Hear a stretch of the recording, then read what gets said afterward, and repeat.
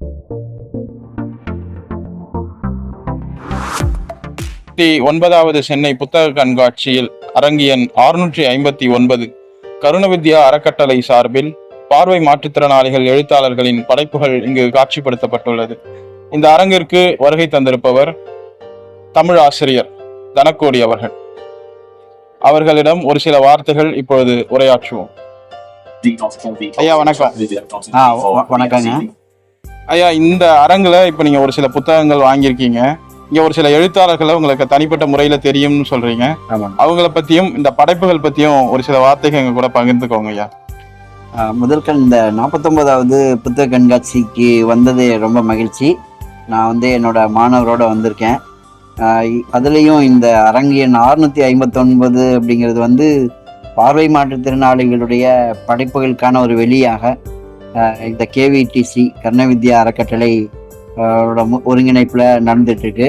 இது கேவிடிசிக்கு நம்முடைய வாழ்த்துக்கள். இங்கே நமக்கு அரங்கு ஒதுக்கி கொடுத்த இந்த பப்பாசிக்கும் நம்முடைய நன்றிகள். இங்கே பார்வையற்ற படைப்பாளிகளுடைய நூல்கள்லாம் காட்சிப்படுத்தப்பட்டிருக்கு, விற்பனைக்கும் இருக்குது. வருகிற வாசகர்கள் இதை பயன்படுத்திக்கலாம். இது பார்வையற்றவர்களுக்கான ஒரு அங்கீகாரமாக ஒரு இடமா நம்ம அதை பார்க்குறோம்.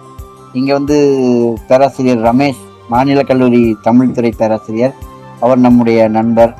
அவருடைய புத்தம் திராவிடம் சமூக நீதி அப்படிங்கிற ஒரு நூல் வாங்கினோம். பேராசிரியர் மகேந்திரன், அவர் தியாகராய கல்லூரியில் ஆங்கில பேராசிரியர் இருக்காரு. அவருடைய அனல் வீசும் பணியில் துளிங்கிற ஒரு கவிதை தொகுப்பு பண்ணியிருக்கோம். இவர்கள் 2 பேருமே நமக்கு ஏற்கனவே பழகிய நண்பர்கள். அது மட்டும் இல்லாமல் திருக்குறள் பொன்னுசாமி ஐயா அவர்கள், கோவை இளம் சூரியன், அவருடைய அந்த தேனூரும் திருவாசகம் வான்புகழ் வள்ளுவோங்கிற ஒரு நூலை வாங்க வந்தோம்.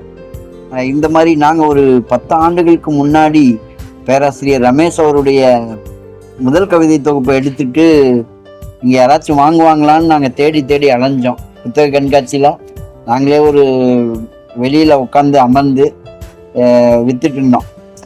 ஒவ்வொரு கடைக்கா அரங்குகளுக்கெல்லாம் போனால் நாங்கள் இதை வாங்க மாட்டோம், நீங்கள் பப்பாசியில் போய் பேசுங்கன்னு சொன்னாங்க.